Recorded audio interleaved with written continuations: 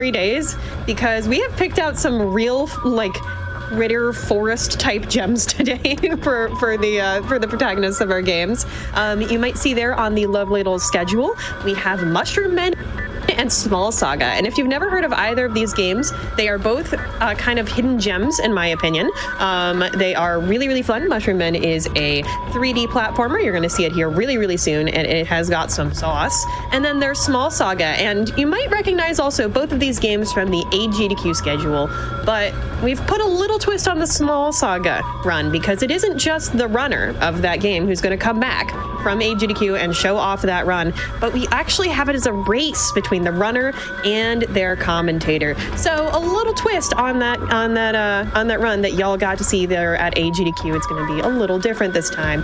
That is an RPG, by the way, modern RPG. It's going to be really, really fun to watch. Y'all are going to love it. We've got 2 Critter games that didn't get the most I would say reasonable American time slot for being awake.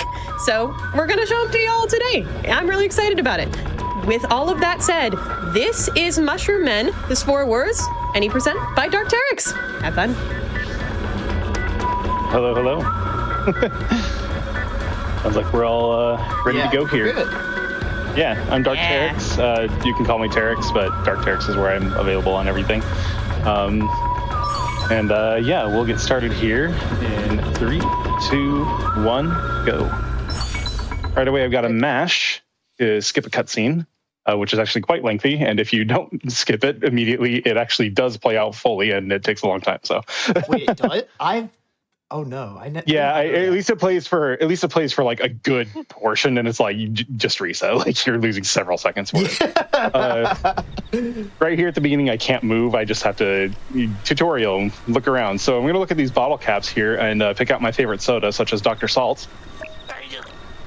Yeah, I'm a big fan of Spite personally. Yeah, Spite's great. Just as a thing. Yeah. Which one do you like, Satan? Yeah. That is such a good question. What are the options? We got Dr. Salt, Crust, Spite, and Achu. If anyone knows what Achu is supposed to be imitating, please let us know, because we have no clue. Okay. I love that. I'm going to have to go with Salt as a scientist myself. Dr. Salt. Very important. Dr. Salt's great. Yes. But yeah, there's also go ahead. I was going to say there's a box over there on the side with a PC Cola as well, instead of RC Cola. Oh, nice. That's pretty funny. PC Cola. There are a ton of environmental details in this game. Yeah, some of which we won't be showing, either because slow or maybe doesn't really match the vibe of this stream. But to kind of give you all kind of to give you all some perspective on what this game is, like Satan said, 3D platformer action adventure type of game. We play this little mushroom guy named Pax. You'll notice as well that this is a Wii game with the pointer visible on screen. This is going to come into play pretty quickly here as we unlock our first major ability, which is called Sporekinesis. This allows us to pick up things and then by using a motion control, throw them somewhere else. At the start here, we mostly just use it to get this American Girl doll out of the way. And then we'll also be seeing our first piece of scav as well. So these are little recycled bits that we can use to make weapons. And we get that one as quickly as we can to actually skip some lines of dialogue here in kind of our first main level. Luckily for us, the game kind of just lets us skip most of the tutorial level if we just leave, which is pretty hilarious. The main movement that you'll be seeing Teryx do here is something called roll jumping, where, as the name suggests, you jump, or you roll and then you jump, and depending on when you time that jump will give you varying amounts of speed. So sometimes you'll get a lot. If you time it perfectly, you'll get a unbelievable amount of speed. But that's not always what you want because of just the weird way some of these levels are shaped, right? So there's kind of a science and an art to it. Generally speaking, you can't start a roll jump again until you land. So there's a lot of movement sharking and different strategies we can use to try to get the most out of it. So well, I guess I'm following it. Yep. So we're being very careful. That if you sneeze at that minecart the wrong way, it will instant kill you. Yeah. So we usually just get inside and ride it, but I hit the button slightly too early and lost, I don't know, a half second for not being inside of the minecart. It's fine. Yeah. And that cursor as well is used to like activate things remotely like that. And it's also something we're going to use for our first really big skip of the run. We're going to skip most of like the back half of this level by picking up this gas container and then setting it against the wall. And we need a very particular angle for it to be on to get enough height to roll jump and get up. That was first try. That was really good. And then from here, there's an invisible wall to prevent you from just running past the rat, but you can just pick up a softball and throw it at the rat through the invisible wall. It's so funny. You would think that we'd use the minecart here, but the minecart is not active until he's gone, so you have to use the softball instead. It's really strange. And then right here, you got to be really careful. That minecart will also instant kill you. And that's the first major bit of the level there. That was really, really well done. That skip to put the gas tank there is a lot trickier than it looks. When you're standing on top of like objects you can pick up, they tend to be really jittery underneath, so you have to position it in a very particular way to prevent it from like not allowing you to jump off of it, if that makes sense. Yeah, it creates a slope like really easily that you can't climb on top of, so you like have to be in a very specific spot for it to work well. And so coming up here is our first boss, Old King Mole, although this is more so an introduction to combat. We'll talk a little bit about this this hammer jumping tech that we're doing when it's we have a bit more time to actually process what's going on. But literally all we need to do is just hit these different nails. This is going to bring down a telephone pole and finish that boss. And then we're going to get a really cool upgrade out of it too, because if telekinesis wasn't cool enough, we can also get like a Zelda hookshot.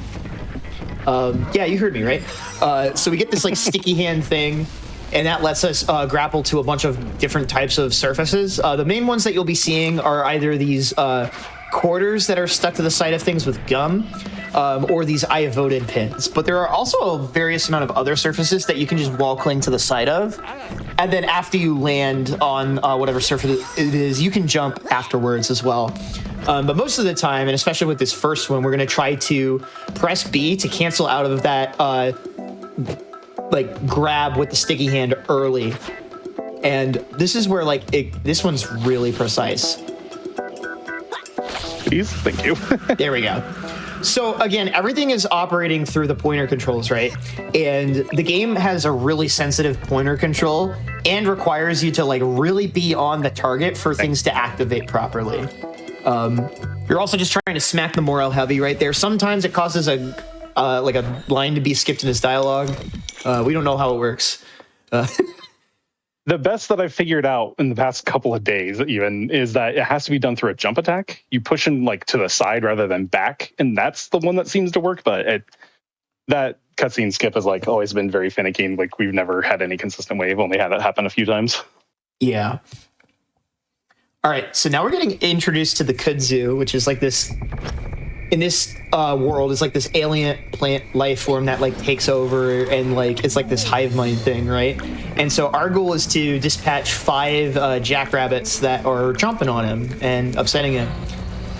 So really funny strat. This is where we get introduced to just the fact that you can activate things again remotely via your Sporekinesis stuff. Nice grapple.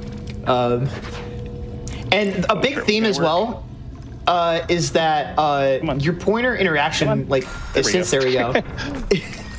That one's a little tricky, but like the range that you have on being able to interact with things in the environment is way too big. So there's a lot of intended platforming. Like both of these like rooms in this level have like an upper floor and lower floor, and we can access everything we need to just from standing on the lower floor and pointing the camera upwards. So like that, for example, there's a bunch of leaves you're supposed to platform on. And then once those 3 are taken care of, it's going to spawn in 2 more, and then we're going to wait here just a moment, because if you try to do this too quick, this shovel that's hanging from the ceiling for some reason will just whiff the rabbit, and then your run is basically over. You can try to kill them with your melee weapon, but... Emphasis on try. I tried to see if like, if I miss it, what's the backup like to hit it? It'd be faster for me to reset the level than it is to fight it with anything. It's got so much help in it. Yeah, and something we'll see as well, and this goes for a lot of the roll jumping that we've been seeing as well, is sometimes, like, even though there is like a timing that gives you the maximum speed and distance off a roll jump, Terex is intentionally not going to do that in a lot of places. So like on the open floor, obviously you're trying to maximize speed. like in that little tunnel, for example, and especially in the first level, with all of those low ceilings, you actually kind of want sometimes shorter distance rolls so that you can realign yourself and move around the environment a bit better, or avoid bonking your head. So this is the first really like big deal boss of the run, where he's gonna shoot these apple cores up that we need to pick up from midair with our spore kinesis, and then he'll charge into a rock, and we do this like 3 more times because it's Zelda boss. But then after each phase, he's gonna like gear up to this attack, and Terex rolls towards the boss to sort of trigger this like defensive response that prevents you from normally, games like, hey, you're not supposed to melee this guy. This guy's actually a Zelda boss this time, right? So we're just going to loop this a couple of times, and I'm going to continue to talk here a little bit more just so the VOD doesn't get DMCA'd. But one interesting thing to note, though, speaking of the DMCA, is that the entire soundtrack for this game was written by Les Claypool, which a lot of people don't know. And a lot of people can't unhear it once they hear that info, just because of how, like, bass-driven, like, bass guitar-driven a lot of the grooves and music. Which, again, like, play this game. This game's music is, like, in addition to all the little details we were talking about, like, contributes so much to the atmosphere of this game. But that was a really solid fight. Those apple cores can be really annoying to pick up out of midair. And there you go. Yeah, it's a shame we have to talk over it because... Creature was truly cornered. Yeah, true.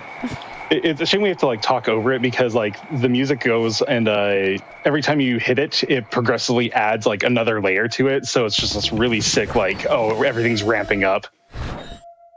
So if you listen like closely dynamic enough over it, composition. yeah, exactly. That's so cool. Yeah, and to answer someone's question in chat, yes, that Les Claypool of Primus fame.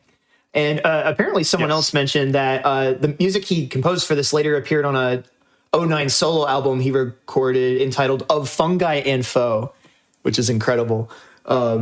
Which is probably why it gets DMCA. That's probably why. Because I was like, oh, sense. Wait, some of these songs are really good. I should like put them on an album. It's cool that he has the rights to them. But anywho, this is like one of the sketchiest tricks in the run and one of the toughest levels in the run. We're doing something here hopefully called nail jump. There's this queen bee enemy that you're supposed to fight. And we still have like the first weapon in the game, at least for the moment. Okay, we'll take second try. There's like a cutscene trigger. Yeah, that's like supposed to prevent you from doing that, but that little nail hitbox is just enough. So every time you don't get like that trick, you kind of have to go back and remanipulate the enemies because otherwise they'll knock you out of midair. And then there's supposed to be another fight here with the Amanita. But what we're going to do instead is do a roll jump into this wall, which is going to boost us up a little higher. Right, nice! That's also really hard. That one's been giving me so much trouble lately. Yeah, so I'm really that was really clean. You need good roll jump speed, and you need to hold the A button there as well. And I mentioned this a little bit earlier, but we've been picking up scav along the way. These are pieces of like recycled material that we can turn into new weapons. But we haven't really need to fight anything, so we haven't really had any reason to upgrade yet. But we're gonna get some new weapons here in a second. We're gonna get one more piece of scav here and another from Out of Bounds actually in just a moment. So this is like the one Out of Bounds in the game that we know of, I believe, where they just didn't put enough wall here. Shout out to Forrest who found that, where they ran this many years ago and we're trying to just, this level right here is really bad. And it is. This is a puzzle that you're supposed to do that takes, I don't know, 5 to 10 minutes if we were to do it fast. Because you're moving dominoes from one tower to another very slowly. You have to watch the cutscene every single time. And they were like, all right, let me go and find an out of bounds. And then walked into a wall and found an out of bounds. So it was very fortunate. Yeah. That's awesome. When there's a will, there's a way. Yep. Yeah, so with the out of bounds, we can use this mushroom cat glide to just get into the load zone. And good God, thank goodness for that skip. But that's not the end of this level, though. It's kind of split up into 2 sections. And the way this section is supposed to work is you're supposed to progressively guide this like guy with an airship all the way up to the top of this room, which then eventually lets you get to a switch to open the door to get out of here. But we mentioned earlier that the interaction radius on a lot of things in this game is way too powerful. So all we need to do is just kind of skip to this first little terminal station here, look up, get a good camera angle, and just press the B button, and then we can even roll off as the door is opening, and like that skipped like a multi-minute segment of helping that dude out. Yeah, you'd normally float up in this hot air balloon and just slowly go up through it. But and now we have some of the best roll jump movement in the game. This should just give you an idea of how much speed that you get whenever you do a roll jump, especially at the maximum speed. That was a little rude. That was rude. But I have to make sure I'm not doing it on the slopes because that'll stop my, roll forward. It's, got to do it let me through. Okay, we're fine. Everything's fine. Exactly. So that's actually why we crafted the safety stabber in addition to a hammer upgrade, is because it lets us do an aerial like stab dash attack, which is really good. And this possum fight, he can either spawn bottom left, bottom right, or top left, top right. And you have to throw these acorns into him to damage him. If you do the fight perfectly, you don't really need to wait on any acorns to kind of respawn from the top, but we've got a good respawn point anyway. And this looks really straightforward, but you have a pretty limited window to get these hits in. Nope, yep, see. He said no. Okay, we're fine. Yeah. As long as it wasn't more than that, I'm happy. Yeah, that was really solid. It was giving you a lot of grief during the GDQ run, so. It was, yeah.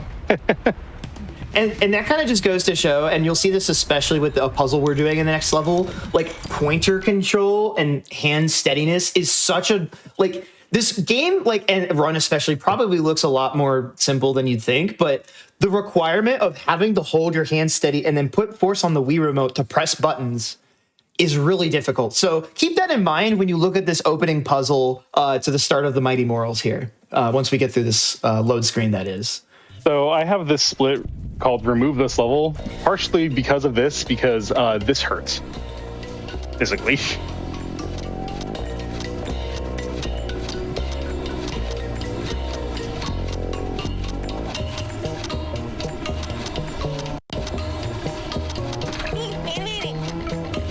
My life for ire. Any StarCraft fans out there? Okay, that actually went pretty well. That was extremely good. Yeah, no. Yeah. So you have to click on the square and then the empty spot you want to move it to. It's every rough. single piece of that is an individual click. It's not click and drag or anything. So it's a lot. And the lowest amount of clicks that I have found doing that is 37. Please hit the thing. Okay. Yeah. Yeah, but that's like the thing, right? It's like it takes a lot of composure to run this game at a high level because you have to keep your hands steady. So imagine you like get nervous, like say you're on a good run and your hands start shaking, that directly impacts your ability to do any kind of move or busted ability you have that relies on those pointer controls, right? All right, so a big reason that we got this hammer upgrade was for this level. At this point, because you're seeing us do these what are called these like jump attack hammer cancels. So essentially what Dark Terex is doing like 2 quick jumps to like do a really loaded ground jump and then doing an air attack, which does this ground slam. And then after he lands, he can roll in order to cancel the end lag of that hammer attack. And this hammer attack hits both in the air and as soon as you land with a shockwave. Pretty solid fight there. You had a couple of runners, but other than that, I had one go get health. Yeah, the AI in this game can heal itself and is smart enough to know where to go to find health. It's actually kind of cool. Yep. Great. For us, from but from a technical standpoint, anyway. Yeah. So we. Sounds kind of awesome to lose time. Yeah. Right. Totally. Didn't get through the door. It's all right. Said through gritted teeth. But yeah, Satan, I'm curious. So this level is just kind of like very much a go deep into the level, hit this one switch, and then come back for this next big section. So Satan, I'm curious. I don't know if you caught the run during GDQ or if this is your first time seeing the game at all. Kind of what are your thoughts on this so far from what you've seen? Yeah, so I was not awake at the time, which is one reason that I wanted to kind of design this episode, is because I am not an early riser. And even That's so though fair. I saw both Neither am I. Mushroom Men and Small Saga in the schedule, I was like, I don't think I could be awake at that time. But so now I'm really excited to have them on the show. I've scanned this run before. I've kind of seen bits and pieces of it, but I haven't heard this fantastic commentary explaining everything that's going on. Both of y'all are really doing a great job of kind of explaining exactly what we're doing and making it easy for a newcomer like me to get it. Shout-outs So to out it's the- really quite cool to watch. Real quick, shout outs to if you look out the window there, if you see it, that's actually a boss coming up in 2 levels. That was walking Yeah. out there. I know it was very brief because I'm Ooh. still trying to go fast, but there's a ton of detail in this game. I apologize for trying to like talk over. It's just a really, really cool thing to point out. You're good. As a kid, I always liked miniatures and things like that, so this is really sort of tickling that part of my brain. Nice. Yeah, Okay, that was a good sure. switch hit. Yeah, so that's why much like detail. games like this are so cool to me, because there's like so much love put into games that are kind of like off the beaten path like this. Because like I know a lot of people haven't really heard of this game, but also shout outs to this trumpet that has 5 valves. Yep, just your standard trumpet that has 5 valves because everyone can use that. Yeah, With everyone their has 6 normal hand. fingers on their right hand. Any band kids in chat want to weigh in on that one? Do you think that's feasible? Supposedly Either there the is a mushroom men do. 5-valve trumpet. We looked it up, but even the photos that I found for it only showed 4 valves, so I don't know where the 5th valve is. I'm still confused. It's there. Well, Yeah, it's I know fair. a lot of trumpets have like a tuning slide that you like use your pinky for. That like goes out maybe. like towards the bell and not like That's the only thing I could figure is that it was that, but I have no clue. I don't know. My only trumpet experience is trying to learn it in 5th grade, and the entire class being so bad at trumpet, we had to cancel our winter concert. oh my god. That's awesome. Real story. It was done. We couldn't do it. Nope. It was fantastic. That was actually a pretty I had good a good fight. time. That was really good. And one thing to Thanks. note as well is that you're really frail in this game. So over the course of the game, you'll see these like meteorite chunks that you can collect. And once you get a certain amount, you'll get like a big health upgrade. There's 2 of those in the game, and the game kind of really wants you to do that. You can your health is represented visually by the amount of your brain that is showing through the top of your head. So if you don't see your brain at all, you're at full health. But when you're at like 1 hit away from death, it is just brain. And a little also, bit of a real flashing quick- lights warning. Yeah. Yeah, this is a photosensitivity warning right here for, I don't know, a minute. We just gotta wait this out. You are required to do this minigame to get through the level. You can go to the top of the level and see the switch you interact with to finish it. It does not work until you do this minigame. And the only way you can do this minigame is by going to do the trumpet puzzle at the very end of the level. And unfortunately, the minigame is you lose. It's infinite. You have to lose to win. So we're gonna do nothing and just sit here taking all these hits. I think you have to get a So when you two played this game casually, how did you escape? You just lose eventually. You They lost? start coming. There's a bigger Too onslaught fast. that happens. Yeah. So eventually, like too it will fast. like have a kill screen essentially, more or less. It just Yeah. Until then, you just have to sit there and take hits. Let's see if we get the grapple. When will Loki, someone break Mushroom Men's kill screen? Okay, not too bad. Nice. This That is the low-key hardest one of the grapple in hardest game. grapple. Good Yeah. grapple. Like that is just barely at the edge of your interact radius, and then there we go. That was a really good Mighty That was a Morals. really good morals. Yeah. Yeah, for sure. This has been really fun so far, y'all. Game done. 4 seconds. Nice. Yeah, that was a really good Mighty Morals. That is like one of the hardest levels by very easily one of the hardest. It's just so much tiny movement you have to do and really precise aiming you have to do for it. I can't run this game too many times in a night because it actually does make my hands hurt from squeezing the Wii remote trigger all night. Yeah. Did it? It's tough. I Yeah. equipped it. Okay. So one thing to note as well is that there's a mechanic as well where if you shake your nunchuck, it will actually swap you to your most previously equipped weapon. So typically we do it in such a way so that when we shake the Wii remote, we swap between a hammer and a spear weapon of some sort.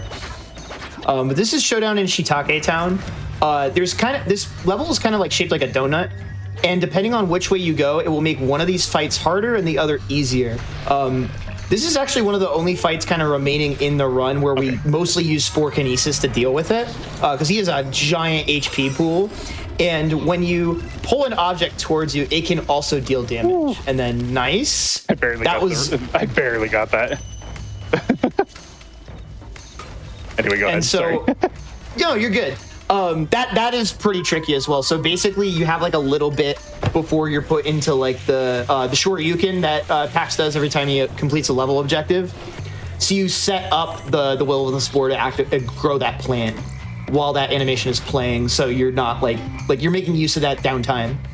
And then we have the worst combat bit in the entire game, which is the Forest Shiitake. There are two of them, and the way that they work is that they stand on top of these bamboo sprouts, and you have to break the sprouts in order to knock them down, but they will regrow the sprouts after a bit, and there's also two of them.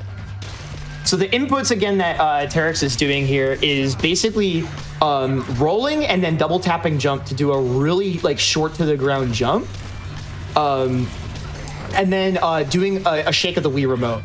Again, with motion controls, it can be really hard to do things like the same way every time because it's like, you know, an accelerometer rather than that's evil. Yeah. Again, the enemies can like path to healing orbs, so you gotta be really careful sometimes, but sometimes it's also just not your fault. Because you'll, like, for example, you'll auto-target onto that when you're trying to set it up. And if you ever see those, like, I don't want to say green sparkles, but like those green particle effects coming out of an enemy, that means they're about to be dead. So, not too shabby. And then because we did the level this way, like I said, it makes one of the Shiitake harder and the other easier. We're saving the water one for last because the benefit that you get by doing him last is a lot better than the one that you get for like the Earth Shiitake. So what we can do by doing it this way is do it such that we like drain the water, you know, because he's the water Shiitake. He's like, bro, where's my water? Where's my water? Where's my water? And then let's see if we get the quick hit. Almost. But the funny thing is there's a little puddle here, and when you're in like a puddle of water, you don't need to do the roll cancel in order to get the fast hammer attacks out, which makes it slightly easier, but we got a little unlucky and he kind of wandered away. But yeah, this like the way you can just kind of loop through enemies like with that jump cancel attack is like the big it led to a really big like reroute that Terex did with like just picking up different scav. We used to go with like higher level stabbing weapons, but Terex brought us like into reality, if that makes sense. Be like, hey, this thing is really stupid broken. So yeah, the stabbing weapons or thrusting weapons, as they're officially called. Most of the parts that you want for like the better ones are just in the way of the run already. So like they're really convenient to get. And we still did jump attacks with it, but the problem with that is the jump attacks send you through an enemy, and so you're just constantly trying to readjust your camera to hit stuff, which made it really, really challenging to do a lot of fights. But then I noticed with the starting weapon, which is one of the starting weapon is a hammer, the bashing weapon. And I noticed on the very first fight, I was like, hold up. If I'm doing this jump attack, it's doing one hit on the way up and one on the way down. That's like insanely faster if I'm getting a 2-for-1 on like one attack. Not to mention it keeps me in place. So I went and looked up where like all of the hammer pieces were to see like, you know, if they were out of the way. And most of them are also in the way that we need to be in, which is really convenient. There's a couple that aren't for the very final weapon, but the significant or the time difference you have for like the final boss with the final weapon is so significant. It's still better to go get everything out of the way. Yeah, so like right here, for example, after this grapple, there's 2 pieces of scav in this room that contribute to our next hammer upgrade. Like it's actually kind of ridiculous. But it's just like a quick little detour for 2 pieces of scav. So this is Giants of the Inner Sanctum. This is one of my favorite levels that I feel like doesn't get like enough. Well, I mean, this game needs more love generally, but as far as like the levels go, like this level is super sick. Basically, there's this guy named Cactus, and he has both of his arms, Mr. Left and Mr. Right, cut off. and we need to go free them because Cactus may as well just be like a lesser deity at this point. So for this first bit, we need to undo 2 bolts. This one in particular has a really tricky strat where there's going to be a bunch of walls creating these like switchbacks. And Terex is going to attempt to do a roll jump to get on top of this first one. Double stab to get over the top. Nice. That is really hard. You need to do a very precise timing on that aerial stab attack to get that to work. And again, that's a motion input, not a button input. That was sick. Good stuff. Yeah, so you have to fall just slightly off, like coyote jump it, and then do the slash to get above it. So it's really hard to do fast. And that was actually an extremely fast setup, so I'm pretty proud of that. Yeah, I can't emphasize, as someone else who's run the game a lot, that's so stupidly hard. You'll notice as well, we crafted that new hammer, but every time from now on that Terex crafts a new hammer, which I think might only be like one more time at this point, but like... Am I not getting the meteorite?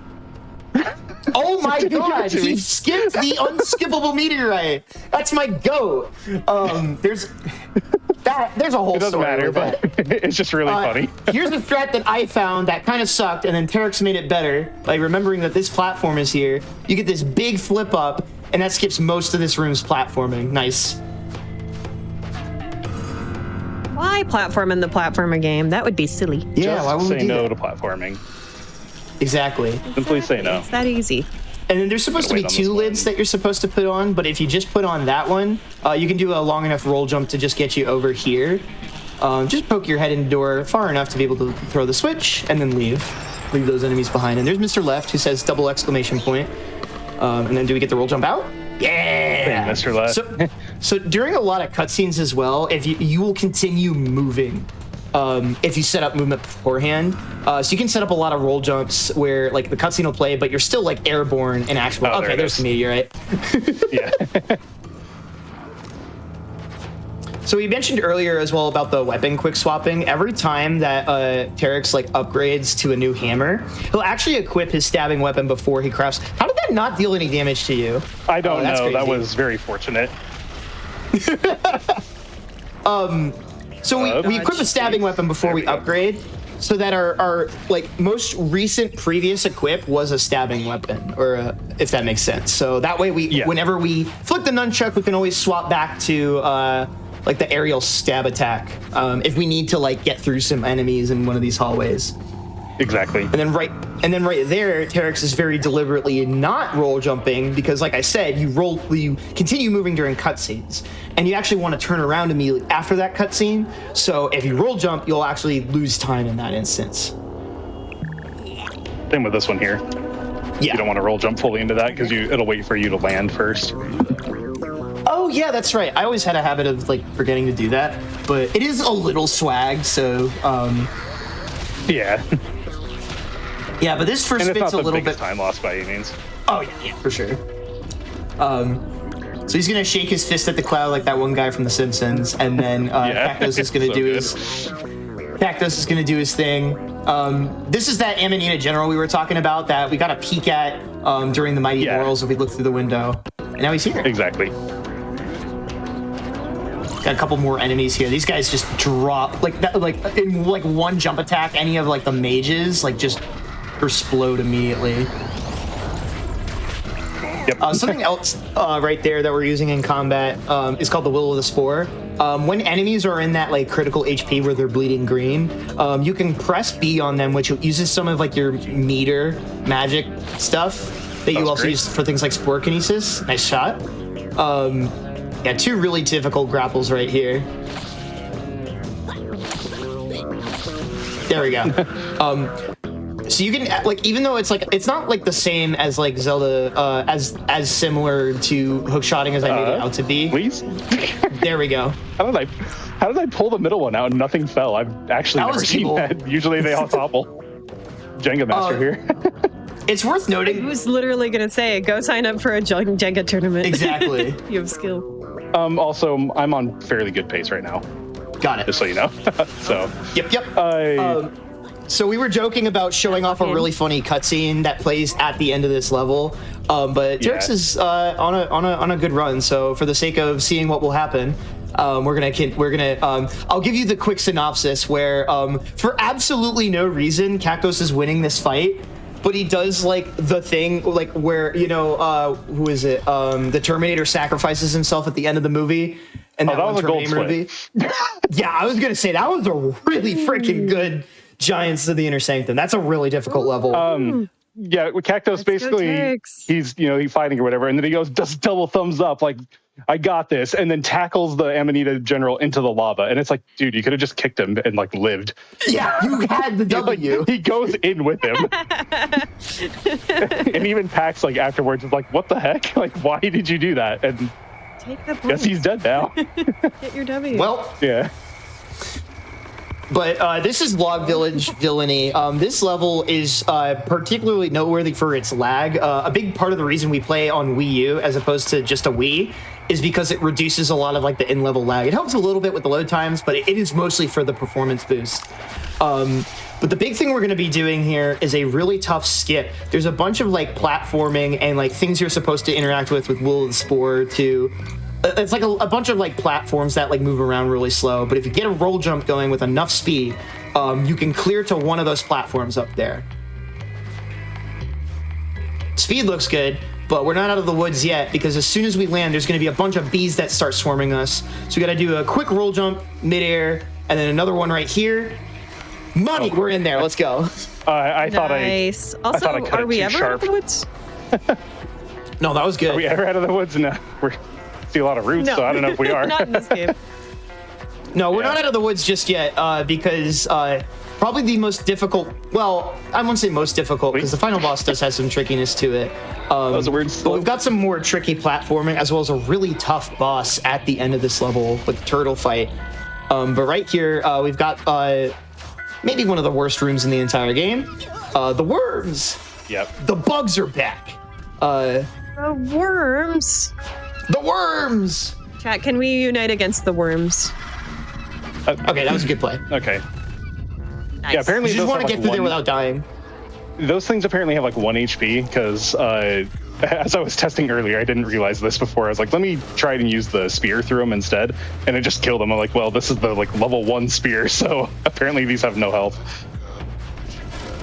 Yeah, we gotta be very careful as well because I got very lucky there.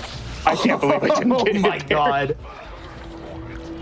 You can do that grapple from a little further away, but like it's really risky as well. So again, like we're at half HP right now. We're supposed to have a lot more tankiness at this point because the game doesn't like require you to hundo it, but it heavily rewards you for being a completionist and finding a lot of these meteorite fragments. And it also increases the amount of like your mana meter. There's a little meter on the blue aiming reticle as well that determines how much you can use things like, your telekinesis as well as like blowing up enemies. And you refill that by getting the same green health orbs that you use to heal. And the way this boss fight coming up works is that it is heavily dependent on using the Will of the Spore on these different like points of infection. On the turtle in order to basically we're fighting to cure the guy. Actually, it's pretty wholesome. Yeah, but he's really tough, so we don't have a lot of mana to work with. So what we're gonna try to do is make use of as much of it as we can. You're intended to go beat up these wasps and get a green orb from killing them. But depending on what the luck looks like, it'll oftentimes be a lot faster to just take a death. But we got some good refills there. That was pretty good. And then, yeah, the pointer controls on here are really tough. So that's phase 1. And now we're going to take that intentional death because we're just about dead anyway. And when you die, you get a full refill on all your resources here. So this is a trickier one as well. And by doing that death as well, it starts to kind of turn him away. Which can, sometimes that can allow you to get one of those hind legs a lot faster as well. We're going to need a little bit more from the bees here in just a second. Yep, which is unfortunate. Please? Okay. Should be okay. Okay. Nice! Good fight. I've had worse fights. Yeah. Good. Alrighty. Nicely done. I'm seeing chat spamming emotes in there. That was another Which, gold split. Yeah, this looks really hard was to a do goal? with the Wiimote. Wow. Yeah. Whoa! Let's go. Great. Yeah. We're chilling. I'm letting you talk We for the rest of are. us. Yep, you got this, homie. I will say as well, we should go check the GDQ run because I feel like Loki, you had a better log village in your GDQ run. But did. all right, this is the last major level before the final boss level. This is the trailer. The goal of this level is to find a bunch of parts for a rocket ship. And this place is disgusting. This place is filthy. But there's a lot of different ways you can kind of go about it. And we're also going to be detouring for a piece of scav or two towards the end that'll get us the highest tier hammer upgrade. We're going to skip this pegboard puzzle by doing a really cool strat where we jump on top of this drill from up here, up on like the top of the handle, as we hit it with Will the Spore, which lets us skip all the rest of those bits and bobs right there. And then we're going to do a little grapple through here, and this is going to kind of get us to the other room. And then right there, again, we're canceling out of the like, normally you get kind of stuck on the thing you grapple to for a little bit, but by pressing B before you land, it lets you kind of move out of the way beforehand, which is really nice. We're going to get another bit of the bottle rocket here from this bin, and then we're going to use this toaster here, which is just like a really cool little thing. You use like, you know, the toaster to activate the toast flinging up, and it bounces you up here. That grapple, awesome. yeah, that grapple you have to get very quickly to line up too, because there are some like You just saw him crash into the wall there. that was hilarious. That was very funny. And we got a little mini encounter here with a necromancer mini boss, which took me forever to figure out how to do casually, but for this fight, all you have to do is do the gravity squeeze, and that just kills him instantly. So, easy peasy. Wow. And then we're gonna do that quick That was detour. like, intense. Yeah, sorry. This piece right here is any the Marvel most 3 fans? out Oh, I liked it. Please get on it, please. Yes, we're gonna bounce off of this, and then apparently there's a grapple point that you can use. We used to like use the telescope to like climb up, but we Terex found this grapple point that I think we just didn't know was there. Yep. And then we get one more bit of scav on top of the TV, and then now we go right into turning in the bottle rocket pieces, and we're in the last little portion of this final level. So big roll jump to try to skip most of this platform right here, and then we're gonna do a roll jump off of the edge with as much speed as we can into a Will of the Spore activation in order to get to this one right here without doing the intended puzzle, which I believe is to clog the drain so that the water fills up. Or no, I think you just use that. I think you just use drain. the. I don't remember. Yeah. Who knows? Yeah, we got a little bit more platforming through here, and then we just have one little extra elevator to lag. Ton of lag coming through here. Oh yeah, crunchy frame rate. And this is the elevator that will take us into the final boss level. So, and now we go ahead while we're waiting on the elevator, since we don't have to move around at all. We just craft that the Thor stopper, which is a whole. All the weapon names are hilarious. And now we are going into what maybe has like my favorite level for like a final boss level or just anything ever. Robot Wife. Yep. So the bad guy,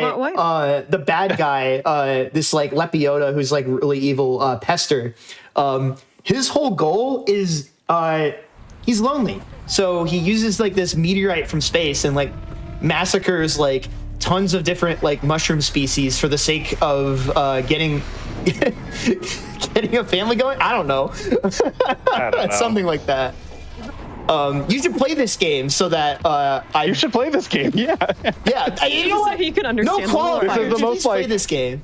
The most wild. Like, I trust me, guys. Like, we're serious. This is a serious game. Oh yeah. Yeah. So anyway, like Terex was alluding to. Yeah. Coming up very soon. Yep. Also So, with like the sickest final boss music you've ever heard. It's so good. But Terex is going to have to lock in here because this fight is pretty difficult. So typically what's going to happen is there's going to be waves of enemies that spawn in, the highest damaging ones in the game. And then Pester is going to be throwing these boulders at us from on top of the shelves. And so similar to that like jackrabbit fight we did at the very start of the run. We have to pick up the boulders midair and throw them back at him. And then typically this will, every 1 or 2 of those interactions will spawn some more enemies. And we mostly need the enemies out of the way so that we don't get hit by the rocks, because the rocks also have kind of this splash damage thing. Where is he? Oh, he's up there. Yeah. And so you'll notice as well, Terex has to like... Yeah. Good? Sorry, you talk. Yeah. So you notice as he picks up the rock, he kind of has to get out of the way. Otherwise, the rock that he's holding will kind of get sent towards, like into the other one as you try to throw it back. So this should trigger the next wave of enemies, and then he's going to throw in 3 rocks. So Terex has to be really careful. That was a little unfortunate. And you notice as well sometimes if he fails and like accidentally does like a 3-hit combo, that health piece was so clutch. Oh, clutch hit as well. It was. And it is possible, especially on these, you got hit though, but it is possible to get more than 1 rock off of a single launch attack, but it is extremely, extremely difficult. So we're just going to be looking to pick up the first one off of this bunch, and that should be the last hit before he goes into this phase where he comes down to here. Good luck, he went right in front of the pipe. There's a couple different spots he can go to there. Then we hit those poles, and then we fight the guy off the face of his robot wife. Oh, see ya, buddy. He just likes to do that. And then time is coming up very soon. It is when he explodes. We're gonna do Will of the Spore to kill him. Oh, Get ready and time. Yeah, and that is a world record by 43 seconds. Oh my god, dude! Wow! I knew that run was damn good. Yeah. Oh. See, this is okay. Yeah. Real talk we here. just saw something really cool. My practice leading up to GDQ. Real talk. I had one run where I was like a minute behind, did the turtle fight, and got to be like 13 seconds behind, and I was like, I could world record on stage. I'm gonna just not finish this run. That's awesome. But Congrats. yeah, so I do have a confession with that, but I got to do it here instead for you guys. So yeah. Awesome. Oh, it's crazy. We'll take it on the run back. Yeah, that was just a really damn good run, dude. That was so clean. Awesome. Let's go. Fantastic. Great job. For my and if you'd like to celebrate with the little thing you were telling me about. Yeah, I would love to show that actually. Yeah, you've earned some extra time now. Yes, I get to show something off. Definitely have time. I'm gonna wait till this bit gets a little to Easter the credits, egg. and then I'll quit out on it. Just gotta keep mashing a little bit more. Sorry. No, you're good. For reference on my splits, while we're kind of hanging out. Oh, go ahead. I was gonna say by Shiitake Town, I was 20 seconds behind, 19.7 behind. The gold split on Giants of the Inner Sanctum put me 9 seconds ahead. Oh my And then I was 40. Yeah, and then I was 47 seconds ahead by the Log Village Villainy. So I was 57 And then you seconds golden ahead. Log Village. Like, hello? Yeah.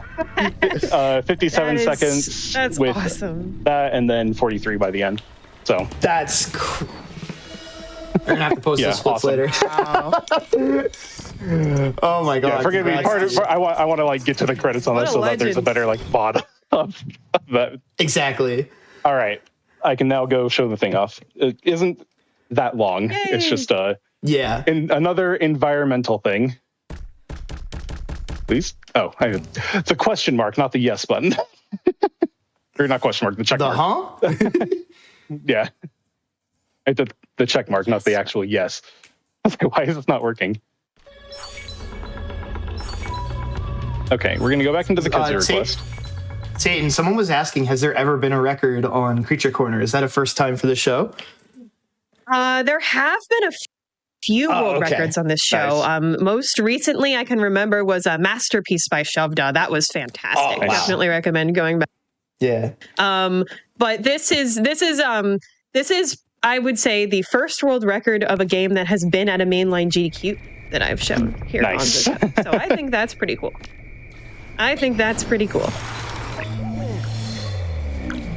Yeah, so Tarek showed this to me for the first time in the practice or in like one of the private practice rooms at AGDQ.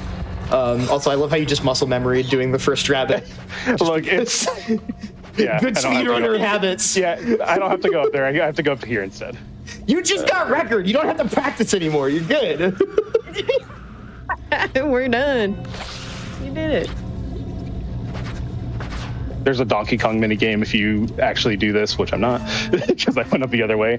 Anyway, this game, like I said, has a ton of environmental stuff that is just fantastic. If you do play the game, look around and just read everything. Like we have this sparkling water, Unicorn Noir.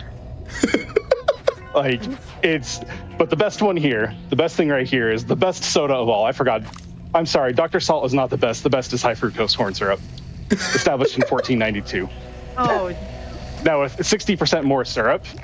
Let's see, it has no juice, 40% preservatives, 30% caffeine, 94 grams of sugar in half a can, because there's 2 servings in this can. The consumer comments, 155, don't care. Let's see, drinking this product may cause severe blindness. Ingredients include high fructose corn syrup, carbonated sugar water, vinegar, high glucose peach syrup, potassium (parentheses metal), sodium (parentheses metal), trace amounts of unrefined gasoline. So, drink up. oh. Is this what we should give overnight runners at GDQs? Yeah, exactly. Does Red Bull need to move aside for high fructose corn syrup with 30% caffeine? That's how you run yourself out of backup runners. Like, you're gonna need to fill. When you're called up for MISC at 5 a.m. I never get to show this off. There's a bunch of other ones. Like in the same level, there's a jam jar that's Schmuckers instead of Smuckers. Also with like obscene amounts of sugar in it, and there's all sorts of details in every single level. That's so fantastic. There's a gum that's what is it? Not Wrigley. I don't. Oh, it's deer mint gum, not spearmint. That's what it was. Yeah, it's deer mint gum, not instead of spearmint. Yeah, that's what it was. So. All sorts of stuff. Approved. Fantastic stuff. Anyway, that's like the one thing I just wanted to show someone somewhere. Like, you gotta see this. It's the dumbest thing in existence, but it's so good. Anyway, again, that's all I have play this for game. you. Yeah, please play this game. It's phenomenal. Yeah, thanks for watching. Yeah, follow Terex on Twitch, twitch.tv/darkterex. He's cool. Yep. Thanks. You are as well, Jackson. Hey! Game recognizes game. True. Yippee! True. Well, if that's all, that was a fantastic new world record of any percent mushroom and the spore words. Incredible job. And before we go to break, if you have accidentally consumed a little bit too much high fructose corn syrup and went blind yourself, well, we actually have an event coming up for that in February. GDQ Hotfix is hosting a special Games Done Blindfolded showcase on February 21st and 22nd, and submissions are now open through the end of the weekend, so Sunday night at midnight Pacific time. If you want to take part, you can type !GDB in chat for more details. I will be hosting that. I want to see your submissions and get hyped to watch a super high level game showcase just like this one. That was so much fun. We will see y'all again after the break for some small saga.